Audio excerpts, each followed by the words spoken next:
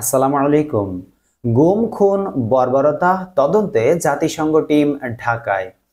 ছাত্র জনতার শান্তিপূর্ণ আন্দোলন দমনে বিদায়ী শেখ হাসিনা সরকারের কঠোর পদক্ষেপ তথা গুম খুন এবং বর্বরচিত নির্যাতনের রোমহর্ষক ঘটনাগুলো তদন্তে জাতিসংঘের একটি পূর্ণাঙ্গ টিম ঢাকা আসছে।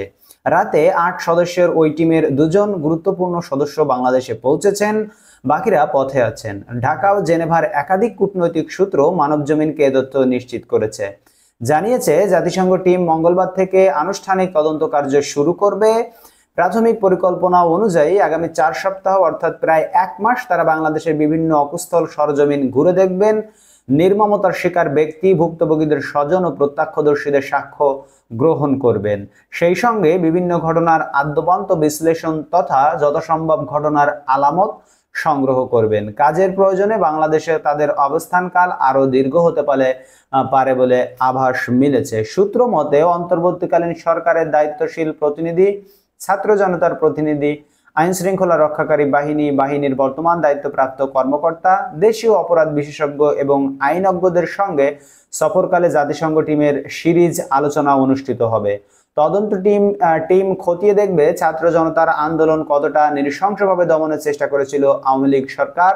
গত জুলাই ও আগস্টের শুরুর দিকে বাংলাদেশে ঘটে যাওয়া মানবতা বিরোধী অপরাধ, বিচার বহির্ভূত হত্যাকাণ্ড সহ ১৫ ধরনের মানবাধিকার লঙ্ঘনের ঘটনা তদন্তে ম্যান্ডেট রয়েছে জাতিসংঘ টিমের। আগামী নভেম্বরের শেষের দিকে বাংলাদেশের আপৎকালীন সরকার এবং জাতিসংঘ মহাসচিবের কাছে তারা তদন্ত রিপোর্ট জমা করবেন। পরবর্তীতে রিপোর্টটি জনসম্মুখে প্রকাশ করা হবে। স্মরণ করা যায়, অন্তর্বর্তী সরকারের প্রধান উপদেষ্টা নোবেল বিজয়ী ডক্টর মোহাম্মদ ইউনূস অর্থনীতিবিদ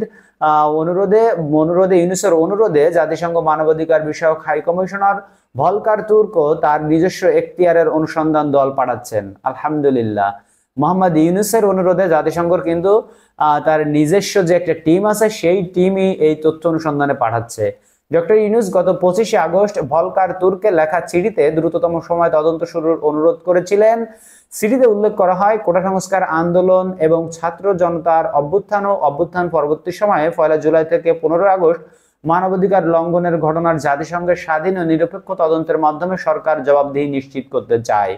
সেই চিঠির প্রেক্ষিতে গত মাসের শেষের দিকে জাতিসংঘের প্রাথমিক তথ্য অনুসন্ধান টিম বাংলাদেশে ঘুরে গেছে। এবার পূর্ণাঙ্গ টিম আসছে। জাতিসংঘ মানবাধিকার বিষয়ক হাই কমিশনের রিপোর্ট মতে গত ১৬ জুলাই থেকে ১১ আগস্ট পর্যন্ত বিক্ষোভ ও পরবর্তী সহিংসতায় কমপক্ষে ৬৫০ বাংলাদেশি প্রাণ হারিয়েছেন। বাংলাদেশের সাম্প্রতিক বিক্ষোভ ও অস্থিরতা বিষয়ে প্রাথমিক বিশ্লেষণ শীর্ষক রিপোর্টটি জেনেভা থেকে গত ১৫ আগস্ট প্রকাশিত হয়। বন্ধুরা, আমরা যেটা আশা করতেছিলাম যে জাতিসংঘ থেকে একটি টিম আসুক, তারা এসে বাংলাদেশের বর্তমান অবস্থা ভালোভাবে পর্যবেক্ষণ করুক এবং ১ জুলাই থেকে ১৫ আগস্ট পর্যন্ত যতগুলো ঘটনা ঘটেছে সেই ঘটনাগুলোর পুঙ্খানুপুঙ্খ তদন্ত করে তারা একটা রিপোর্ট প্রকাশ করবে আমাদের সামনে। সেই রিপোর্টটা ১ থেকে ১.৫ মাস অথবা নভেম্বরের শেষের দিকে সেই রিপোর্টটা প্রকাশ করা হতে পারে।